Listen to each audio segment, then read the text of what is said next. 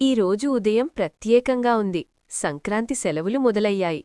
ఆరవ్ ఆనందంగా నిద్రలేచి ఇవి నా ఇష్టమైన రోజులు అని నవ్వాడు. వంటింట్లో అమ్మ పొంగలి వండుతుంటే ఇల్లంతా మధురమైన వాసనతో నిండిపోయింది.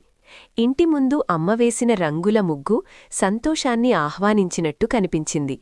నాన్న మామిడి ఆకుల తోరణం కడుతూ మన ఇంటికి శుభం తీసుకొచ్చాడు. కుటుంబంతో కలిసి తాతయ్య వాళ్ల ఊరికి ప్రయాణం మొదలయింది. తాతంబ చిరునవ్వుతో ఆరవ్ని అక్కున చేర్చుకుంది. ఇల్లు ప్రేమతో నిండిపోయింది. కజిన్స్ అందరూ కలిసి పరుగెత్తుకుంటూ వచ్చారు. సంతోషంతో నవ్వులు మోగాయి. రంగురంగుల గాలిపటాలు ఆకాశంలో ఎగిరాయి. ఆరవ్ హృదయం ఆనందంతో నిండిపోయింది. ఆకాశమంతా గాలిపటాల పండుగలా మారింది. సంక్రాంతి నిజంగా ప్రత్యేకం. పిల్లలు పక్షులకు ధాన్యం పెట్టారు. దయ అంటే ఏమిటో తెలుసుకున్నారు.